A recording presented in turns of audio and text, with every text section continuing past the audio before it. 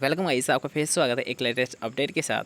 और जैसे कि आप सभी को विदित है कि कल हमने एक वीडियो डाला था जिसमें बताया गया था कि कृषि विश्वविद्यालय जोधपुर की तरफ से यहाँ पर वैकेंसीज कुछ निकाली गई है।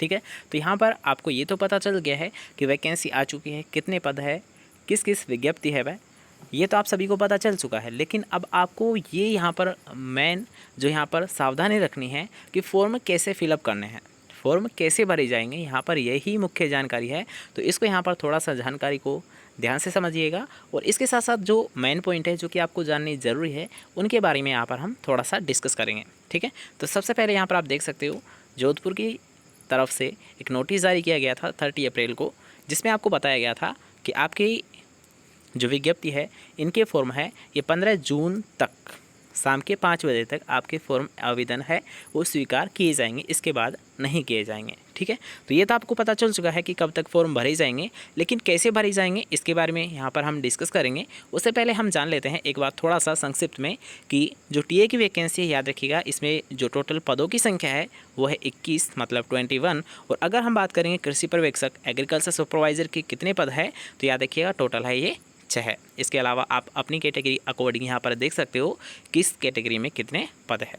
ठीक है, इसके बाद में हम आते हैं कि आवेदन प्रक्रिया क्या रहेगी। यहाँ पर आप ऑफिशियल जो नोटिस है उसमें यहाँ पर आप देख सकते हो, उसी से यहाँ पर लिया गया है ये। यहाँ पर याद रखिएगा जो आवेदन है आपका, जो एप्लीकेशन है, ये याद रखिएगा केवल आपको ऑफलाइन माध्यम से ही जमा किए जाएंगे।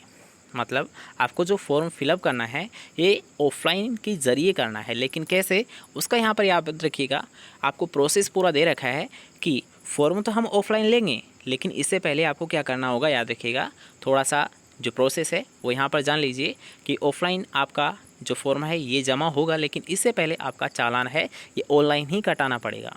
ठीक है, जो आपका रसीद है ये ऑनलाइन माध्यम से ही, याद रखिएगा आपकी जो ऑफिशियल साइट है www.auzodhpur.ac.in, इस पर आपको जाना है। यहाँ पर आपको भुगतान लिंक, पेमेंट लिंक मिल जाएगी। वहाँ से आपको क्या करना है, याद रखिएगा इसकी फॉर्म फीस को यहाँ पर क्या चालान कटाना है।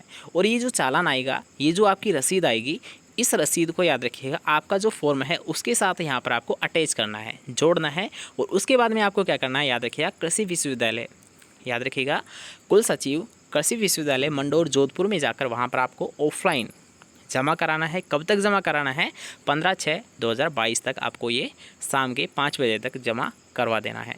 इसके अलावा याद रखिएगा जो आपका जो लिफाफा है, जो आपका प्रिंट है या फिर जो एप्लीकेशन है, उसके ऊपर में आपका ये लिखा होना चाहिए स्पष्ट रूप से कि आप किसके लिए, किस विज्ञप्ति के लिए आप यहाँ पर कर रहे हो, मतलब अप्लाई कर रहे हो। जैसे कि मान लीजिए कृषि पर्यवेक्षक है, तो आपका जो लिफाफा है, जो एप्लीकेशन है, उसके ऊपर आपको लिखा होना चाहिए। ठीक है, अच्छे अक्षरों में, मोटे अक्षरों में यहाँ पर आपको स्पेशल यहाँ पर नोटिस किया गया है, मतलब हाईलाइट यहाँ पर कर रखा है उन्होंने कि आपको यहाँ पर लिखना होगा, मेंशन करना होगा। जैसे कि टीए के हैं तो तकनीकी सहायिका आपको लिखना होगा।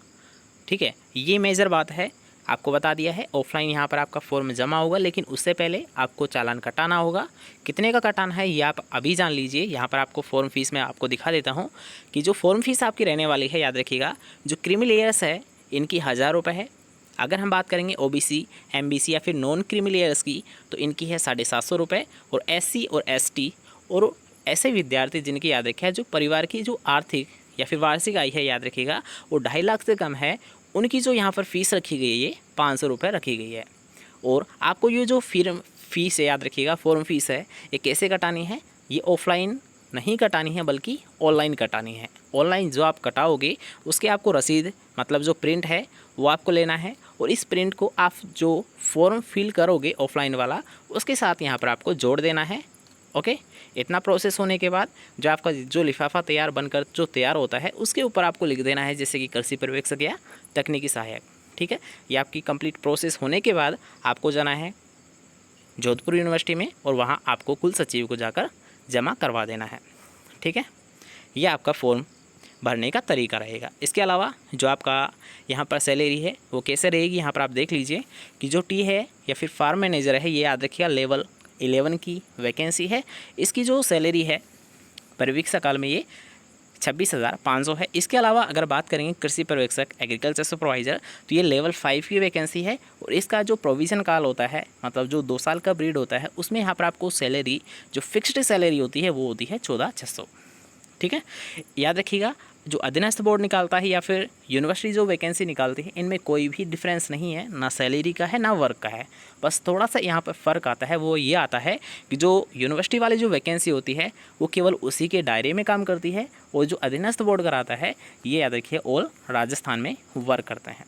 ठीक है, थोड़ा सा डिफरेंस है, बाकी सब कुछ उनका जो वर्क एक्सपीरियंस है, जो सैलरी है, वो सब कुछ सेम होता है, बस लोकेशन का यहाँ पर थोड़ा सा फ़र्क होता है। ठीक है, इसके अलावा अगर हम बात करेंगे यहाँ पर याद रखिएगा आपका मतलब सिलेबस क्या है या फिर योग्यता क्या है, तो यहाँ पर याद रखिए जो टी है या फिर फार्म मैनेजर है, इनके लिए बीएससी एग्रीकल्चर या फिर बीएससी आपकी हॉर्टिकल्चर से होनी चाहिए। ठीक है, बीएससी एग्रीकल्चर से या फिर हॉर्टिकल्चर अगर आपकी है तो आप इसके लिए एलिजिबल है, आप ये फॉर्म फिलअप कर सकते हो। इसके अलावा बात करूंगा मैं सुपरवाइज़र की, तो याद रखिए जो नई योग्यता है, मतलब जो अभी नई स्कीम चल रही है उसके अकॉर्डिंग अगर आपकी 12वीं है एग्रीकल्चर से है तो कोई दिक्कत नहीं है, आप फॉर्म फिल कर सकते हो। अदरवाइज़ अगर मान लीजिए आपने जो 12वीं पास की है ये किसी अदर साइंस से की है, ठीक है, तो आपकी जो बीएससी होनी चाहिए एग्रीकल्चर से होनी चाहिए। ठीक है, 12th किसी से भी हो, लेकिन अगर आपकी बीएससी एग्रीकल्चर से है तो भी आप एलिजिबल है कि ये फॉर्म आप फिल कर सकते हैं। ओके, ये जानकर पसंद आई, मतलब समझ चुके हो आप कि यहाँ पर आपकी जो योग्यता है यहाँ पर वो भी आपको मेंशन की जा चुकी है। ठीक है, तो आई थिंक यहाँ पर आपको जितनी भी जो जानकारी चाहिए थी वो यहाँ पर आपको इस वीडियो के माध्यम से कंप्लीट मिल चुकी है। तो अगर आपको जानकारी पसंद आई तो वीडियो को लाइक कर देना, ज़्यादा से ज़्यादा इस वीडियो को शेयर करें ताकि जितने भी यहाँ पर एग्रीकल्चर स्टूडेंट हैं उनको भी ये इन्फॉर्मेशन मिल सके। ठीक है।